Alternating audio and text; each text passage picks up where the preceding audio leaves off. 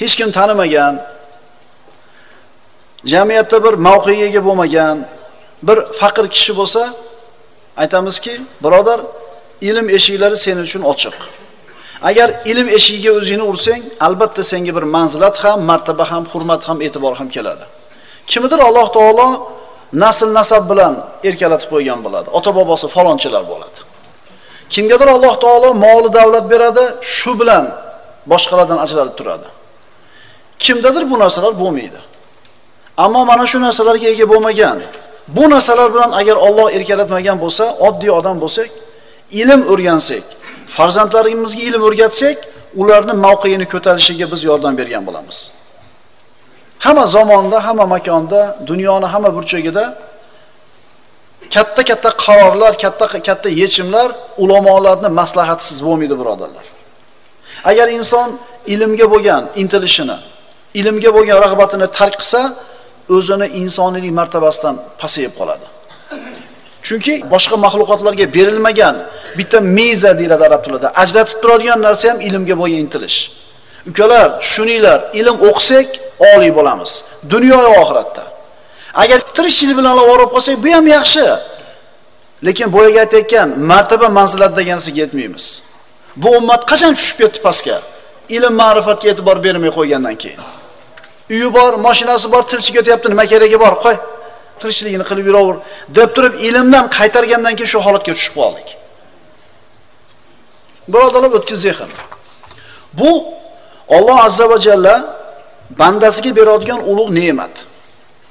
Mana hozir juda bir muhim narsani aytaman, diqqat qilib turinglar. Biz avval yashab o'tgan bu ummatning ulug' kishilarining hayotini o'qib o'rganar ekanmiz, ularni erishgan natijalarini ko'rib turib, aqllarimiz lol qoladi. Qanday qilib shu narsaga ulgurgan ekan? Masalan, Imom Buxoriyda hayotini o'rgansak, bu kishi o'qib, o'rganib, bizga qoldirib ketgan ilmni va u kishi yashagan umrni bir-biriga olib kelinadigan bo'lsa, to'g'ri kelmas ekan. Ya'ni 63 yil umr ko'rgan bo'lsa, bu kishi qoldirib ketgan narsani 63 yilda eplab uddalashning iloji yo'q ekan. Qanday qilib ulgurdiki bu narsaga degan savol hammamiz boshimizni qotiradi. Biz kerak bo'lsa 4 surani yodlamayapmiz. Kerak bo'lsa bir oddiy ishlarga ulgurmayapmiz. Diqqat. Agar bir kishining maqsadi, intilishlari oliy bo'lsa, mana shu oliy maqsadlarga yetish uchun qanaqa imkoniyat kerak bo'lsa, Alloh taolo shu bandasiga ato qiladi shuni. Yana qaytarib aytaman.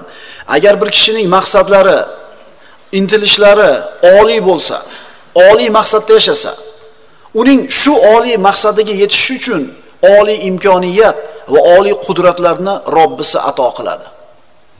Endi tushunali bo'ldimi Buxoriy nimaga ulgurganiga?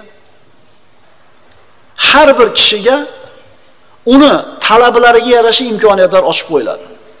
Masalan, bir odamni bor yo'q orzusi nima hozir? Sredniy odamni olinglar, o'rtacha odamni olinglar. Nima orzusi?